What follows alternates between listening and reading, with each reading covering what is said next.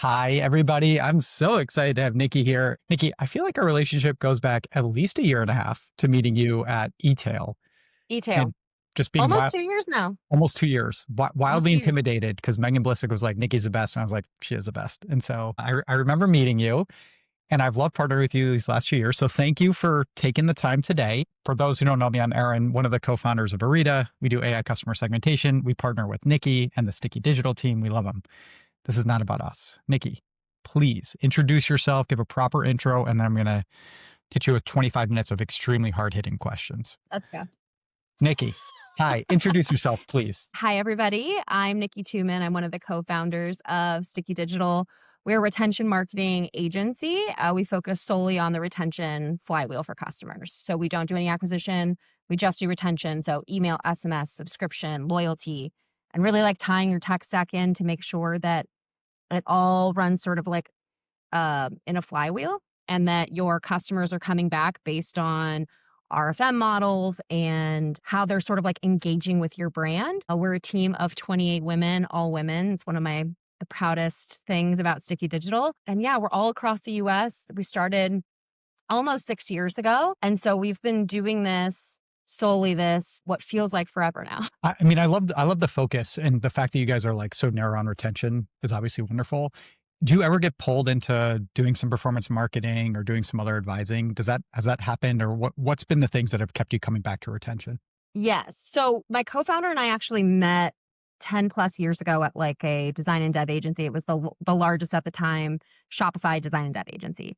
So we knew immediately, like, we don't want to do this. We've always stayed true to that. We're not going to be building websites. That's not what we do. There's developers and designers and other agencies that are phenomenal at that already. We contemplated, and I'm kind of laughing because like we contemplated doing the acquisition thing, but we wanted to stay very narrowly focused. And the only reason why we contemplated doing the acquisition thing is because when we first started this 6 years ago, we had so many people tell us we were nuts. Like so many people basically being like, what are you doing? Like only retention marketing. And like people were kind of like looking at us like we were stupid. Like, what do you mean? Like, what do you mean retention? Why only that? Because it wasn't such a big thing for brands back then. But that's sort of like where we found the niche, is that we found like there wasn't anybody servicing this. And there was one client that came to us like 4 years ago, and they were a client for like literally until last year. So we worked with them for 5 years. And the CEO of the company came to us and was like, please do acquisition for us. I've worked with so many agencies. I've worked with freelancers. Like I won't. And so we were like, okay, well, we can hire somebody. We can try just doing it together.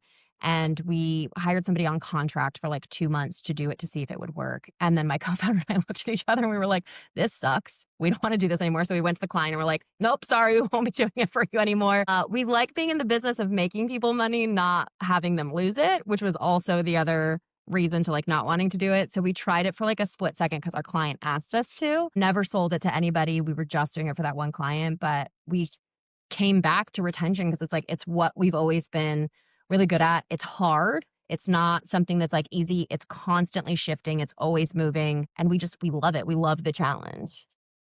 Thanks. I mean, it's really helpful to think about because like you guys, obviously when you do good work, people will pull you, but I love the Yeah. focus.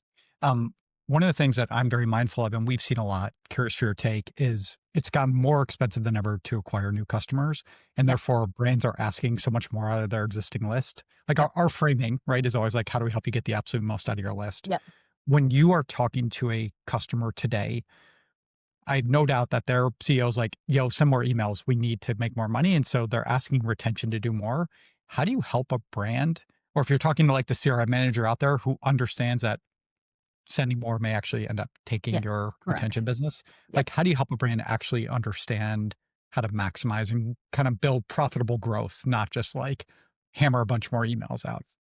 Well, it's funny because when we work with you guys, it's way easier for us to just like Mm. naturally prove it because of like the audits that you all do. So like it's us like saying it to somebody, and then you guys kind of can come in and help us sort of like prove that 75% of your list is dead, right? Like emailing this other 75% is really not going to do you any good. So it's sort of like the two together.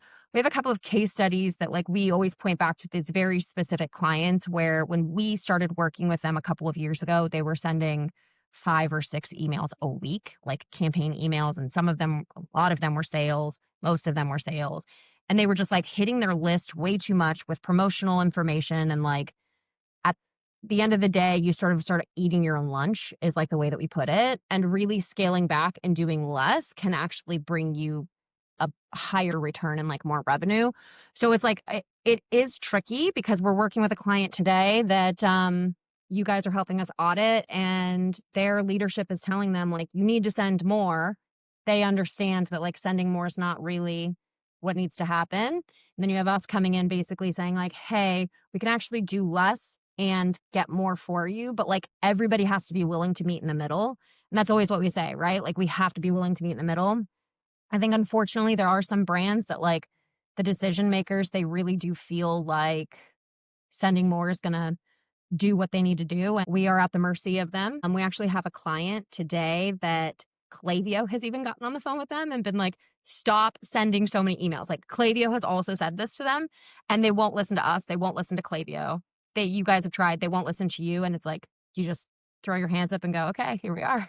I hear it. I'm very, it's funny because I'm super empathetic to this because I ran a brand for almost a decade, and I definitely was like, send more emails, like let's send it to everybody. This was before like you should really deeply think about deliverability. And if there were bots, it wasn't as bad as it is today.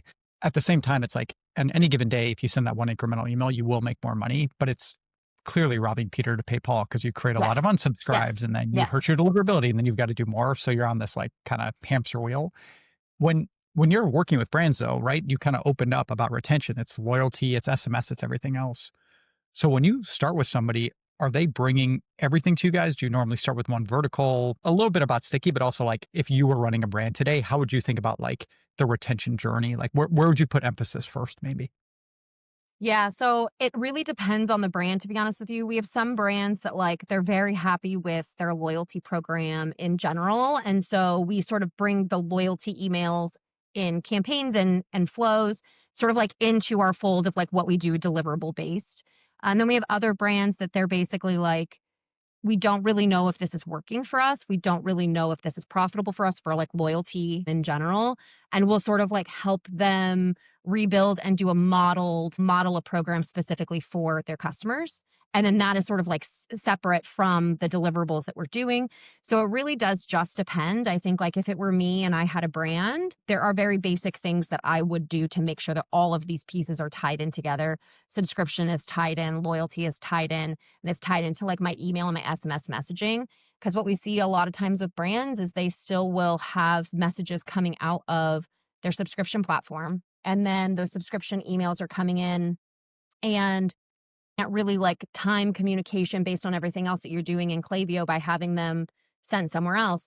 And I understand the argument to this. Some brands are like, well, if you feed it into your sort of like your Klaviyo instance, you can't really pair out the subscription data and it like ruins your data and yada, yada, yada. But as we know, we have Hero now. Shout out to Zach, who like helps with that because you actually can remove some of that like subscription data and like you can actually look at your retention funnel from subscribers and non-subscribers and like really look at the holistic funnel. It feels tricky. First of all, Hero's HIRO. We all love Hero Analytics. H-I-R-O. If those of you We who love don't. Hero. So yeah, good job, Zach. We love you. You get all these shout outs. Yada, yada, yada, yada, yada. Not our non-sponsor sponsor, Hero Analytics. Cool, great. Thanks for nothing. I want some swag. Also sponsored by Bubbly. All right. So Nikki, of course, as I interrupt myself and get very confused where I was going. If you kind of look at the business, right? One of the things you and I have talked about in the past is thinking about kind of like the job to be done is to delight the customer, right? And I always feel when you are making a decision about software, which is making it easier for you to assess data, it's kind of like the tail wagging the dog instead of figuring out like, cool, what is that ideal customer journey or prospect journey or subscriber journey? When you guys, let's say today, I introduce you to like, you know, we serve like brands 10 million to I think a couple billion in revenue. I send you a $25-50 million revenue business, right? It's like a real company with real supply chain and real problems and real customers. How do you walk in and audit those guys on the retention side? Where do you guys go first? Yeah, we actually really like to look at sort of RFM modeling. specifically, like look to see like what is actually like the repurchase that your customers are doing. It's going to be very different from obviously a beauty to like an apparel brand, but really looking at sort of like those repurchase windows, seeing how we can sort of like decrease some of them from like 90 days to maybe shorter than that. And we also like to look at how you're currently today sending campaign messages. And we like to look at like first time versus returning customers and what that messaging is, because that's also very different. And I will say, out of the hundreds of audits that we've done, we have found like one or two brands that the returning and first time customer messaging is the same. Out of all of like one or two out of the rest of them, the other brands, like when we look at first time versus returning customers, they're converting on different content, educational, some promotional, some like that just needs like education about what this is, others that need education about like how long to use it. So I think it's very important as a brand to sort of like pull back a little bit and look to see what is actually converting people. It's not like when you send the email or like the subject line, like the actual content of the email, like it's so important. And when we put that side by side and like show customer or show the brands, they are always like, oh, that's really interesting, because they don't think of it from sort of like that high level. It's So as like much of way that is easier like than you would think. you guys having taste on the customer journey, being like, yo, this actually converts and like, please pay attention. In terms of kind of the tooling that you're playing around with, or maybe some of it doesn't have to be new tech. Like, what are some platforms that when a customer brings it to you, they go, oh, we use these guys for subscription or these guys for loyalty.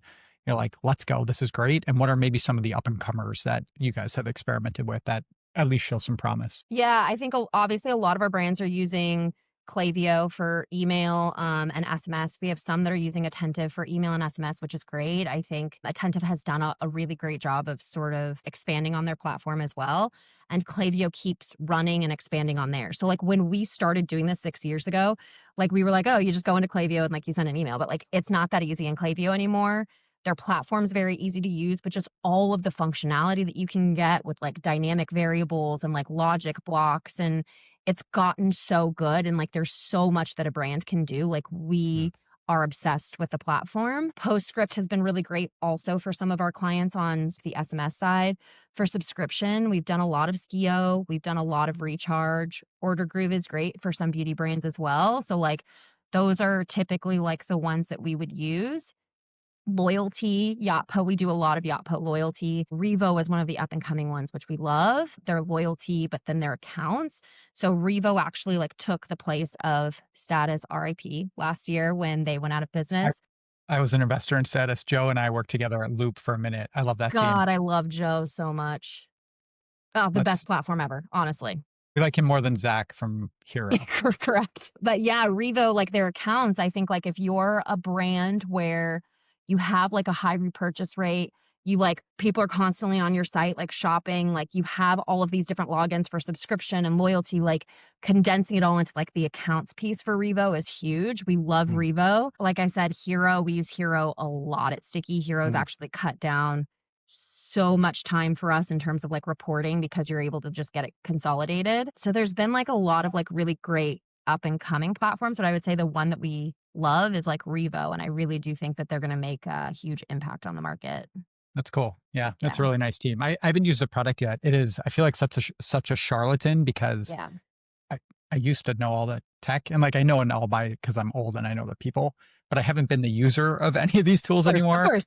So like I love Junip, I like Redeem, but I'm like I don't really, I haven't lived the life. So I keep thinking I should go start a brand again just to to be exhausted and but also like see stuff. Are there I keep thinking about all the different ways that folks are playing around with loyalty and moving away from just like, hey, here are some points and you go like, cool, you can now get a 10% discount or something. Are there any unique approaches on the loyalty side or even the subscription side that you guys have seen or you've implemented or you're kind of experimenting with? Like any case studies that you want to jump into? Yeah, I think to your point, like people should stop doing just points because it's lame, to be honest with you, like in terms of loyalty, like do more. I think offering somebody the technical term.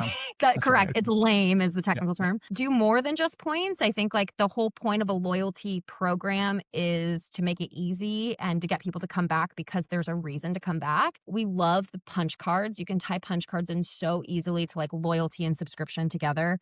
If you're huge in sort of like the subscription business, punch cards work really well. There's a whole bunch of brands that are doing the punch cards, and it just plays so nicely with loyalty. So like the longer you're on subscription, the more punches that you get. And it's sort of like a use it or lose it scenario. And so we built like a really bespoke program for Pretty Litter, actually. They're using Recharge and they're doing it with Friend Buy as well. They're all subscription, right? So that's all that they're doing. But they've done a really great job of sort of like doing this punch card model. And they also, instead of really doing like points, they're offering like product for subscribers. So like obviously not free kitty litter, but like cat toys and things like that. So I think just get like creative with like what the offer is. It doesn't always have to be like a percentage off discount, but you should really look at like what's meaningful to your business, which most of the time it's free product, and like how you can sort of add into sort of like your subscription and your loyalty. I love it. I mean, one of the things, it's like when you give more product and it's differentiated product, it's cool. It's also saying that somebody can gift to somebody else versus just like go get a discount, because people will set up a burner email if they really want that 10% discount. Correct. New first time subscription, and that's Yes. it's not that compelling. All right. So I know we're moving quickly through this and I'm trying to steal as many insights as possible. You've been in this ecosystem for a while. We've talked a little bit about the technology. What are some of the biggest changes that have happened in the last few years in retention? And what are some of the things that you're kind of, if you're thinking about 2026 and beyond, that Yeah. you think is going to like, what are some of the innovations or big changes that are coming up as well?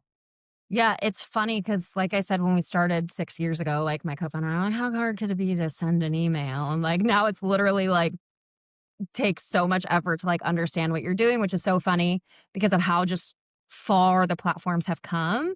Again, like when we used to just log into Klaviyo, it was like very simple. There was very little that you could do. And like now we always tell brands, like, if you dream it, we can do it in Klaviyo. And that's like the truth. Like the platform is so flexible that you're able to do those things. So we've seen sort of like this just retention, I think like channel boom in general. There's all these competitors now that are coming out to Klaviyo, which 2 years ago, like wasn't even a thing. Like Klaviyo was sort of like that lone guy.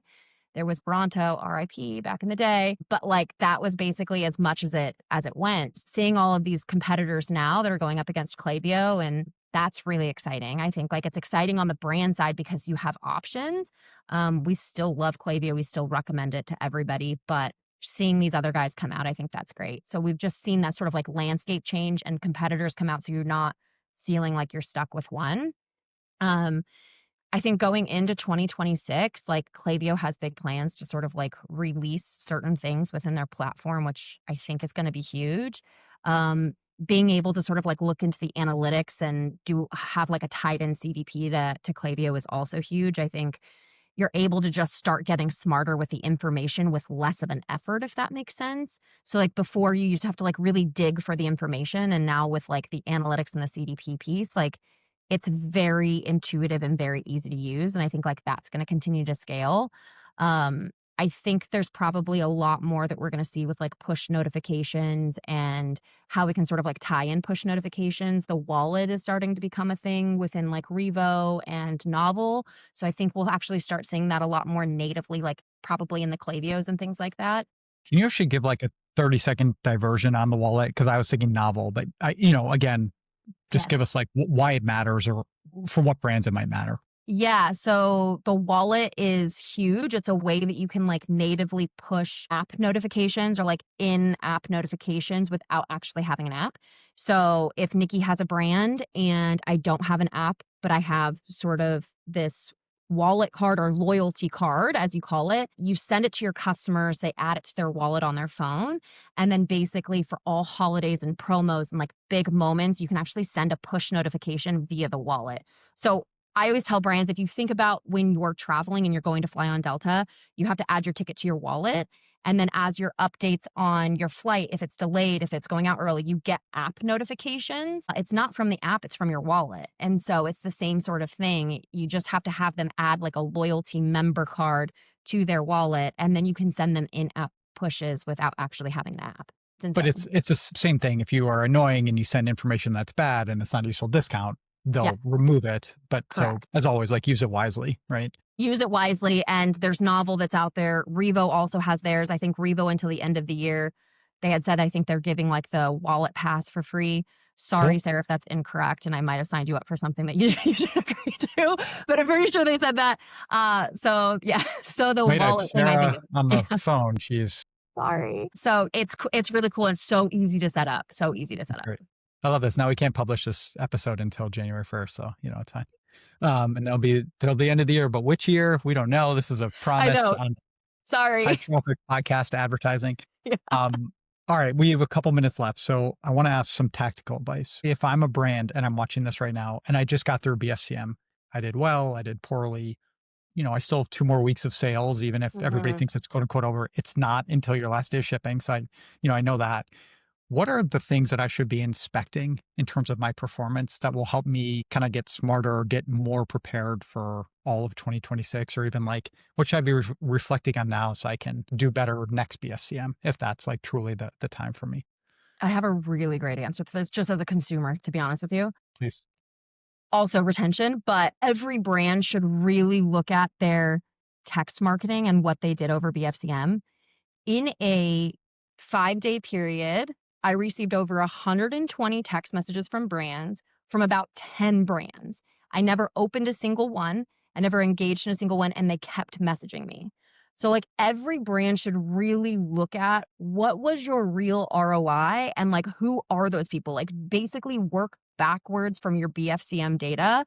Look at who actually clicked, build segments off of that, and like start looking into like who these people are, because guaranteed 9 out of 10 brands over messaged people because they felt that's what they needed to do, or somebody was telling them that that's what they needed to do.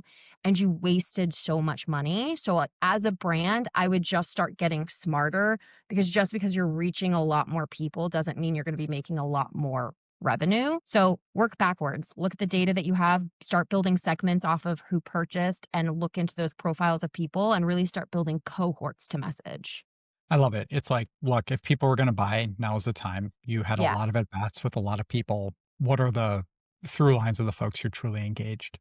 Yeah. And if you sent 100 text messages to the same person over BFCM and they didn't engage in one, I would recommend to not send them a single text message from like, I like it. probably.